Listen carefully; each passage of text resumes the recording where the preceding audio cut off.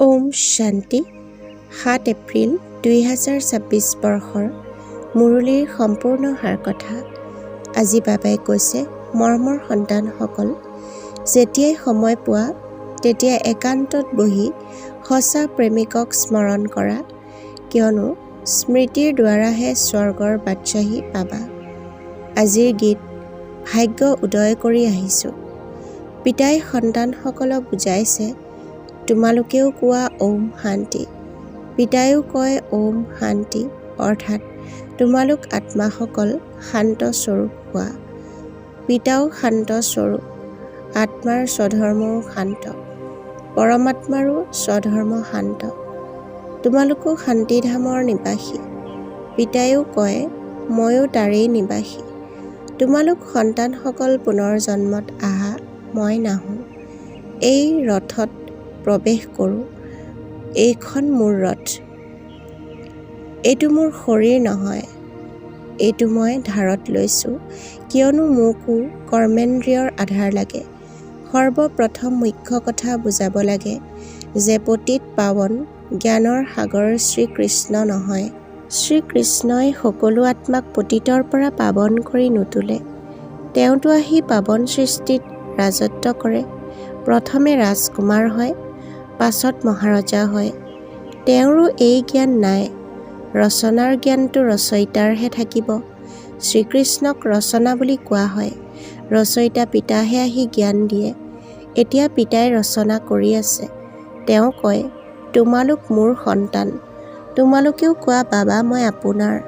কোৱাও হয়, ব্ৰহ্মাৰ দ্বাৰা ব্ৰাহ্মণৰ স্থাপনা। নহ'লে ব্ৰাহ্মণ ক'ৰ পৰা আহিল? সূক্ষ্ম লোকত থকা ব্ৰহ্মা কোনো বেলেগ নহয়। ওপৰত থকাজনেই তলত থকাজন, সেইজনেই ওপৰত থকাজন, এজনেই।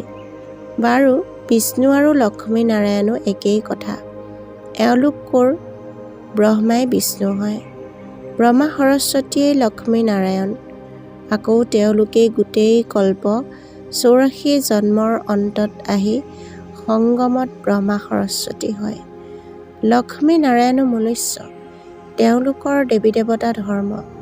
বিষ্ণুকো 4খন ভুজা দি দিছে।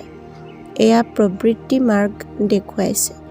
ভাৰতত আৰম্ভণিৰ পৰাই প্ৰবৃত্তি মাৰ্গ চলি আহিছে। সেইকাৰণে বিষ্ণুক 4খন ভুজা দি দিছে। ইয়াত হ'ল ব্ৰহ্মা সৰস্বতী। সেই সৰস্বতী তুলনীয়া কন্যা। এওঁৰ আচল নাম লক্ষীৰাজ আছিল, পাছত এওঁৰ নাম ব্ৰহ্মা ৰাখিলে। শিৱ বাবাই এওঁৰ শৰীৰত প্ৰৱেশ কৰিলে আৰু ৰাধাক নিজৰ কন্যা কৰিলে। নাম ৰাখিলে সৰস্বতী। ব্ৰহ্মা সৰস্বতীৰ কোনো লৌকিক পিতা নহয়। এওঁলোক দুয়োজনৰ নিজৰ নিজৰ লৌকিক পিতা আছিল। এতিয়া তেওঁ নাই। এওঁক শিৱ বাবাই ব্ৰহ্মাৰ দ্বাৰা তুলি লৈছে। তোমালোক হ'লা তুলনীয়া সন্তান। ব্ৰহ্মাও শিৱ বাবাৰ সন্তান। ব্ৰহ্মাৰ মুখকমলেৰে ৰচনা কৰে। সেইকাৰণে ব্ৰহ্মাকো মাতা বুলি কোৱা হয়। তুমি মাতা পিতা, আমি তোমাৰ সন্তান। তোমাৰ কৃপাতে অপাৰ সুখ, এনেকৈ গায়ন কৰে। তোমালোক ব্ৰাহ্মণ আহি সন্তান হৈছা। এই ক্ষেত্ৰত বুজিবলৈ বৰ ভাল বুদ্ধি লাগে।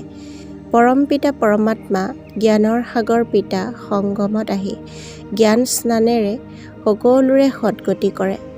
তোমালোকে জানা যে আমি বেহদৰ পিতাৰ পৰা স্বৰ্গৰ সুখৰ ভাগ্য গঢ়ি আছোঁ। যথাযথ আমি সত্যযুগ ত্ৰেতাত পূজ্য দেৱী দেৱতা আছিলোঁ।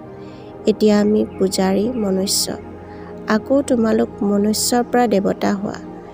ব্ৰাহ্মণেই দেৱতা ধৰ্মত আহি আকৌ ক্ষত্ৰিয় বৈশ্য শূদ্ৰ হ'ল।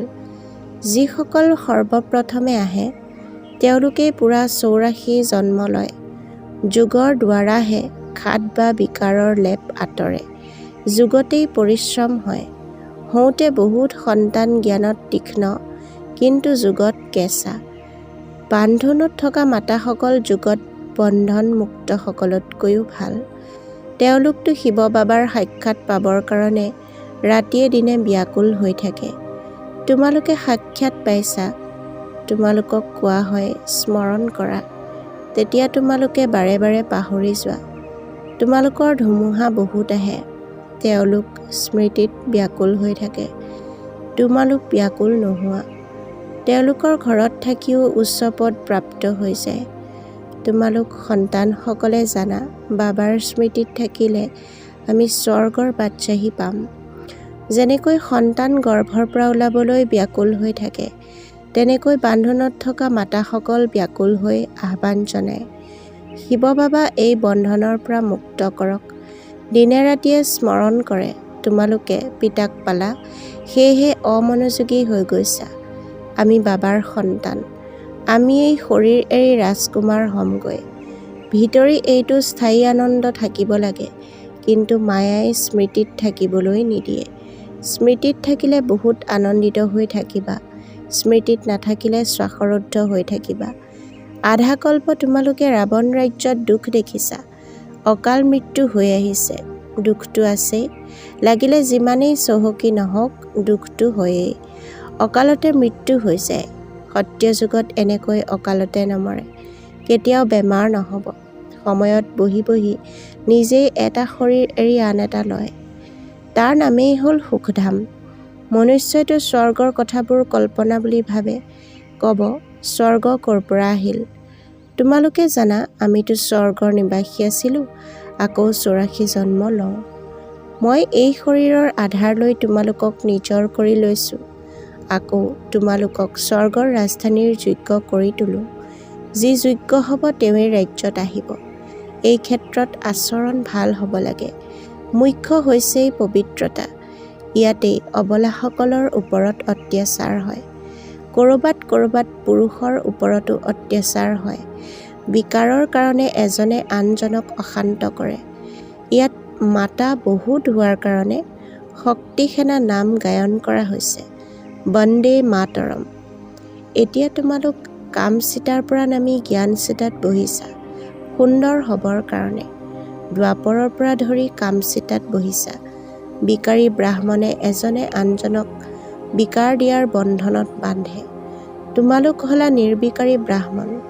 তোমালোকে সেয়া নাকচ কৰাই জ্ঞানচিতাত বহোৱা। কামচিতাত বহি ক'লা হৈছে, জ্ঞানচিতাত বহি বগা হৈ যাবা। পিতাই কয়, লাগিলে একেলগে থাকা, কিন্তু প্ৰতিজ্ঞা কৰিব লাগে আমি বিকাৰগ্ৰস্ত নহওঁ।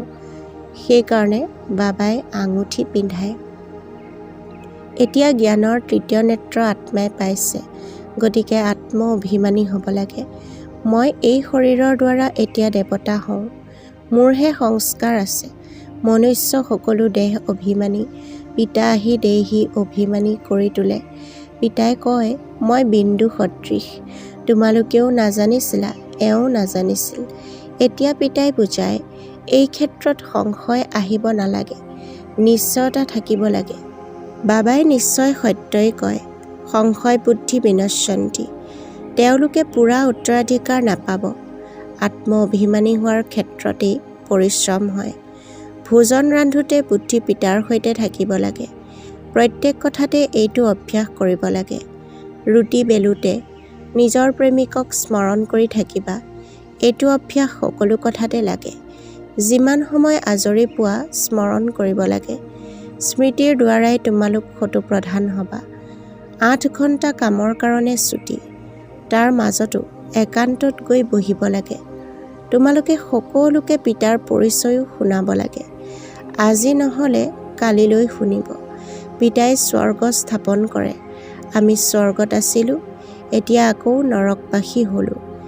এতিয়া আকৌ পিতাৰ পৰা উত্তৰাধিকাৰ পাব লাগে। তোমালোক সন্তানসকলৰ ওপৰত এতিয়া বৃহস্পতি পিতাৰ দশা বহিছে।